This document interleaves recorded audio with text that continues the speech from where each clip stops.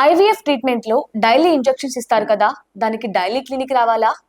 So, ఈ IVF ట్రీట్మెంట్‌లో ఇది చాలా ఫ్రీక్వెంట్‌గా మేము ఫేస్ చేసే క్వెషన్ అండి. ఎందుకంటే ఎక్కువ శాతము ఈ ట్రీట్మెంట్స్ కోసము మేజర్ సిటీస్‌కి పక్కన చుట్టుపక్కల ఊర్లో వాళ్ళు గూడా ఎంతో 2, 3 అవర్స్ డిస్టెన్స్ నుంచి గూడా వస్తూ ఉంటారు.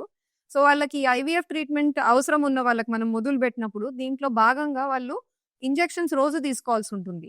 సో, దానికి డౌట్ అడుగుతారనమాట. అప్ అండ్ డౌన్ జేయాలి గదా! ట్రావెల్ వల్ల మనకు ఎఫెక్ట్ అయితదేమో, స్ట్రెస్ వల్ల రిజల్ట్ ఎఫెక్ట్ అవుతదా అని. అయినప్పటికీ అండి మేము సజెస్ట్ చేసేది మీరు క్లినిక్‌కొచ్చి ఇంజెక్షన్స్ తీసుకోండి అని జెప్పి. ఎందుకంటే ఈ ఇంజెక్షన్స్ టెంపరేచర్ కంట్రోల్డ్ అనమాట. ఇంజెక్షన్స్‌ని మనం రూమ్ టెంపరేచర్‌లో బయట వదలడానికి లేదు. ఫ్రిడ్జ్‌లో పర్టిక్యులర్ టెంపరేచర్‌లో మెయింటైన్ అవ్వాల్సుంటుంది. అదే పవర్ కట్ గూడా ఉండగూడదు. అంటే మీరు ఇంటికి తీసుకెళ్ళినా, కరెంట్ బోయినా, మీకు బ్యాకప్ జనరేటర్ లేదు అన్నా గూడా ఆ పర్టిక్యులర్ ఇంజెక్షన్ పొటెన్సీ వెళ్ళిపోతుందనమాట. అందుకనే ఇండియాలో ఇటువంటి సెట్టింగ్స్‌లో వచ్చి తీసుకోమనే చెప్తామండి. అదే మీరు విదేశాల్లో జూస్తే అక్కడంతా గూడా వాళ్ళే ఇంజెక్షన్స్ తీసుకుంటూ ఉంటారు. ఇంటికిచ్చేస్తాము.